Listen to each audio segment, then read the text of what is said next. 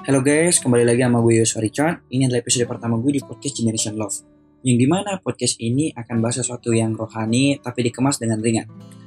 Dan pastinya yang sering terjadi di kehidupan kita nih. Nah, hari ini gue mau bahas tentang tema yang cukup umum, yaitu kembali atau bahasa kerennya adalah comeback. Mungkin kata-kata ini tidak asing didengar di telinga.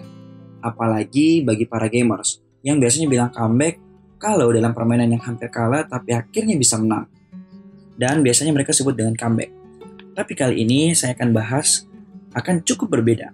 Karena bukan hanya dalam game saja, tetapi ini dalam iman dan kehidupan kita. Terkadang kita hampir menyerah dengan kehidupan kita. Dan satu-satunya yang bisa buat kita comeback dan paling ampuh adalah iman dan harapan kita sama Tuhan. Kenapa gue bisa bilang itu adalah comeback yang paling ampuh? Karena sudah terbukti karya terbesar dan comeback yang tak terduga yang udah dibuat 2000 tahun lalu. Yaitu saat Tuhan yang seharusnya udah mati, tapi bisa bangkit lagi di hari yang ketiga. Dan seperti kita lihat, tidak mati-mati lagi ya guys, tetap hidup. Ya. Menurut gue, ini adalah comeback terbesar dalam sejarah manusia. Kenapa gue bilang ini jadi comeback terbesar? Ya karena kita udah tahu, kematian sebenarnya adalah kekalahan yang mutlak.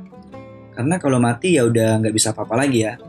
Tapi lihat, gimana Tuhan akhirnya bangkit di hari ketiga. Ini adalah comeback yang menurut gue luar biasa banget. So, mengapa gue bilang saat kita kalah, satu-satunya jalan hanya kepada Tuhan. Karena udah kebukti.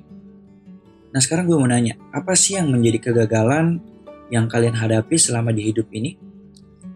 Mungkin ada yang jawab, kegagalan dapetin hati kamu. Iya, gue bercanda guys, oke?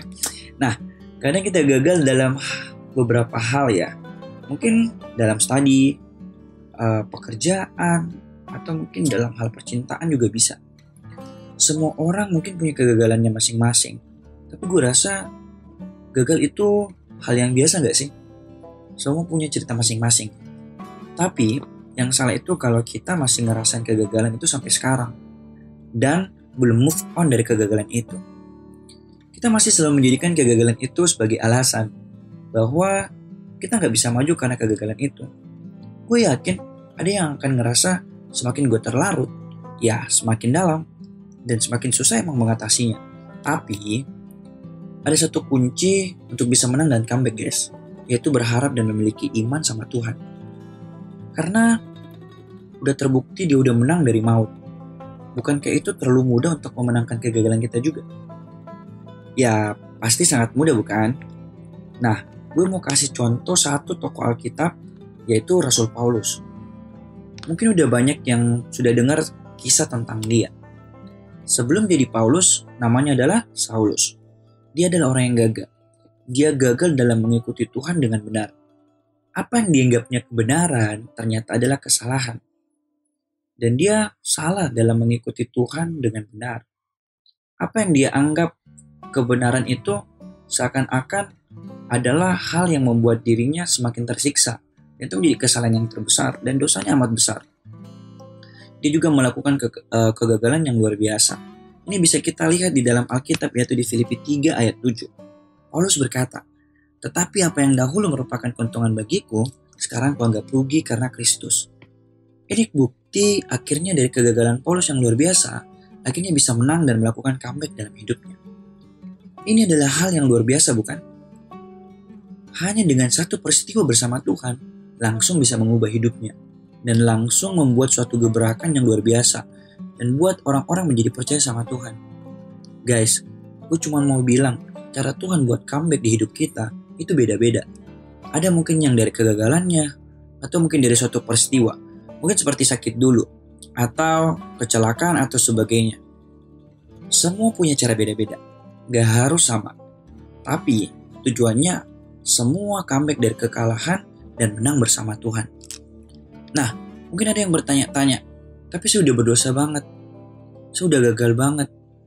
Mana mungkin Tuhan masih mau sama saya? Masih pengen saya berbuat sesuatu buat dia. Please guys, kalau ada yang punya pikiran seperti itu, buang jauh-jauh guys. Gue kasih tahu kisah yang langsung Tuhan Yesus ceritain pada murid-muridnya. Kisah ini bisa kita lihat di Lukas 15 ayat 11-32. teman-teman bisa baca ini ya. Nah, saya akan ceritain singkat aja apa yang terjadi dalam kisah ini. Cerita ini di dalam Alkitab judulnya adalah perumpamaan tentang anak yang hilang. Nah, kisah ini menceritakan tentang seorang anak yang menghambur-hamburkan segala harta yang sudah dibagi-bagi oleh orang tuanya. Dia pergi ke negeri yang jauh untuk berfoya-foya. Pada akhirnya, setelah dia berfoya-foya, datanglah masa sulit di negeri itu. Dan akhirnya dia masih merasa kesusahan. Bahkan dia akhirnya kerja sebagai penjaga babi. Wow. Aduh, menyedihkan banget ya guys. Nah, sampai-sampai dia makan makanan babi. Dan akhirnya dia sadar bahwa dia punya bapak yang sangat kaya.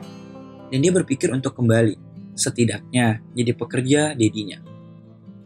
Akhirnya, singkat cerita, dia kembali dengan rencana jadi pekerja dari bapaknya.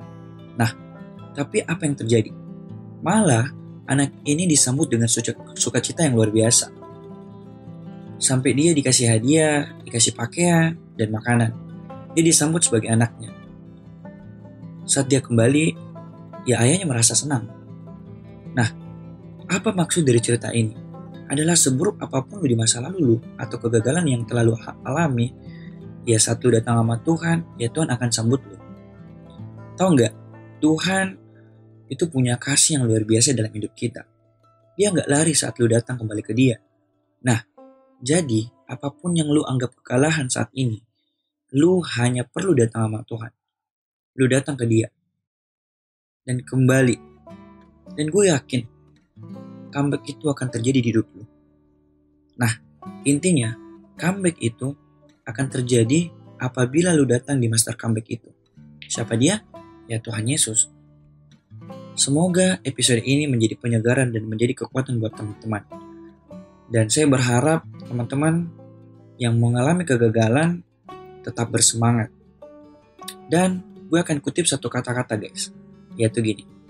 Sukses dinilai bukan dari kegagalannya, tetapi dari beberapa banyak dia bisa mengalahkan kegagalannya.